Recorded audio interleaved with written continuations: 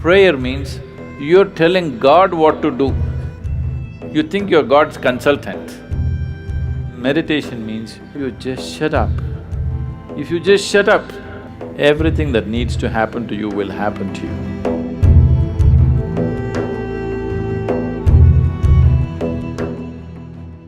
So touching that dimension which is beyond the physical means you want to touch that dimension which is the basis of the physical. When you say that which is the basis of the physical, what you're talking is that you're not interested in creation, but you're interested in the source of creation.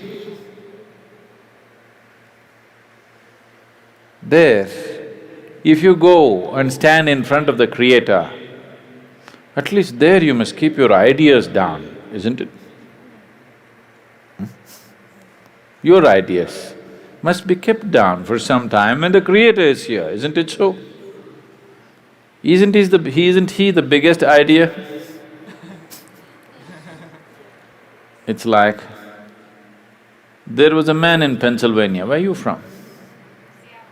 Ah. It rains, it doesn't flood there.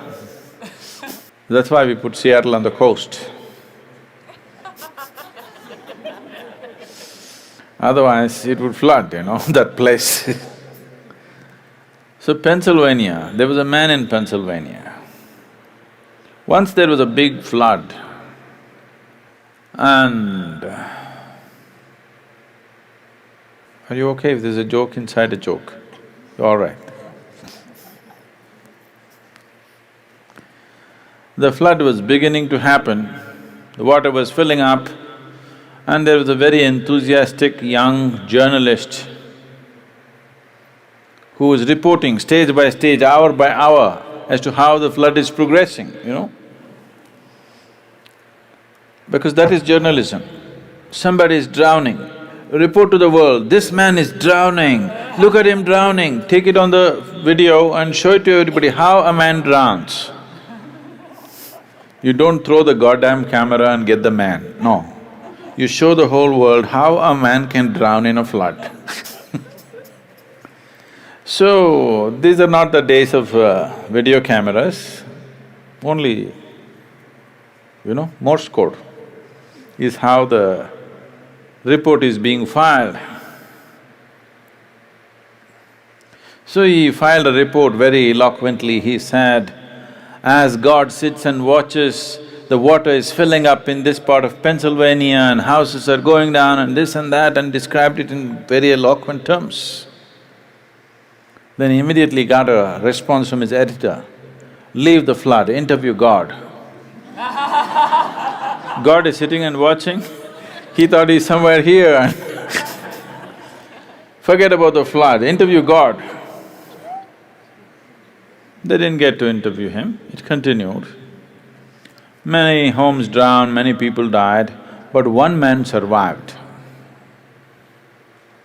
This man who survived went to New York City and shared among people how he survived a Pennsylvania flood where so many people died. People gathered. Then he went to Boston and talked about how he survived a Pennsylvania flood, and more people gathered. Then he came to Seattle and he shared, more people gathered. Then he started his roadshow, city to city, talking and talking about how he survived a Pennsylvania flood. He became a famous speaker in America, and then naturally, every American has to write a book within their lifespan. So he wrote a book, how he survived a Pennsylvania flood. It became famous, he spoke everywhere, and his engagements became international. He became a millionaire, sold millions of books. All his life he only spoke about how he survived the Pennsylvania flood. And one day he died, not in a flood, he died. And they had an assembly. He went through the pearly gates And there was an assembly of people and there was an opportunity to speak. A few people could speak. So he told his neighbors, I will share my experience about how I survived Pennsylvania flood. Somebody nudged him and said, there is no one in the audience.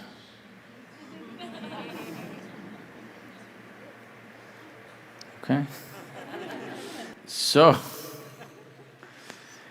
now you don't go stand in front of that which is the basis of creation and throw your ideas at him.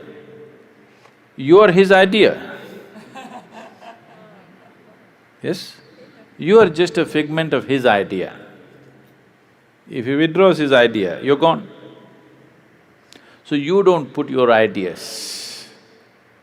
So this is the essence of meditativeness. Prayer means you're telling God what to do.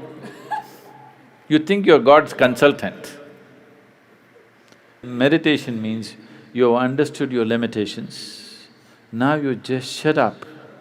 If you just shut up on all levels, everything that needs to happen to you will happen to you. All the training is just to help them to shut up.